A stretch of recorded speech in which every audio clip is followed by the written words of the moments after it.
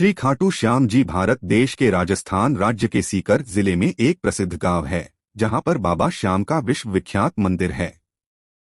ये मंदिर करीब 1000 साल पुराना है, जिसे 1720 में अभय सिंह जी द्वारा मंदिर का पुनर्निर्माण कराया गया था। इस मंदिर में भीम के पौत्र और घटोत्कच के तीनों पुत्रों में से ज्येष्ठ पुत्र बर्बरीक के सिर की पूजा होती है, जबकि बर्बरीक के शरीर की पूजा हरियाणा के हिसार जिले के एक छोटे से गांव स्याहड़वा में होती है। बर्बरीक को शीश दान मांगने का कारण समझाया कि युद्ध आरंभ होने से पूर्व युद्धभूमि पूजन के लिए तीनों लोकों में सर्वश्रेष्ठ क्षत्रिय के शीश की आहुति देनी होती है, इसलिए ऐसा करने के लिए वे विवश थे। बर्बरीक ने उनसे प्रार्थना की कि वे अंत तक युद्ध देखना चाहते हैं। श्री कृष्ण ने उनकी यह प्रार्थना स्वीकार कर ली। श्री कृष्ण इस बलिदान से प्रसन्न होकर बर्बरीक को युद्ध में सर्वश्रेष्ठ वीर की उपाधि से अलंकृत किया। उनके शीश को युद्धभूमि के समीप ही एक पहाड़ी पर सुशोभित किया गया, जहां से बर्बरीक संपूर्ण युद्ध का जायजा ले सकते थे। फाल्गुन माह की द्वादशी को उन्होंने अपने शीश का दान दिया था, इस प्रकार वे शीश के दानी कहलाए। महाभारत युद्ध की समाप्ति पर पांडवों में ही आपसी विवाद होने लगा कि युद्ध में विजय का श्रेय किसको जाता है। श्री कृष्ण ने उनसे कहा, बर्बरीक का शीश संपूर्ण युद्ध का साक्षी है, अतएव उससे बेहतर निर्णायक भला कौन हो सकता है।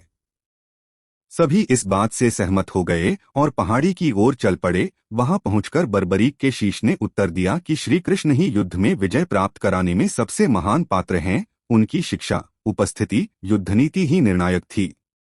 उन्हें युद्धभूमि में सिर्फ उनका सुदर्शन चक्र घूमता हुआ दिखाई दे रहा था, जो शत्रु सेना को काट रहा था। महाकाली कृष्ण के आदेश पर शत्रु सेना के रक्त से भरे प्यालों का सेवन कर रही थीं। श्री कृष्ण वीर बर्बरीक के महान बलिदान से काफी प्रसन्न हुए और वरदान दिया कि कलयुग में तुम श्याम नाम से जाने जाओगे, क्योंकि उस युग में हारे हुए का साथ देने वाला ही श्याम नाम धारण करने में समर्थ है। उनका शीश खाटू नगर, वर्तमान राजस्थान राज्य के सीकर जिला में रखा गया, इसलिए उन्हें खाटू श्याम बाबा कहा जाता है। यह दावा किया जाता है कि एक गाय उस स्थान पर आकर रोज अपने स्तनों से दुग्ध की धारा स्वतः ही बहा रही थी। बाद में खुदाई के बाद वह शीश प्रकट हुआ, जिसे कुछ दिनों के लिए एक ब्राह्मण को सुपुर्द कर दिया गया।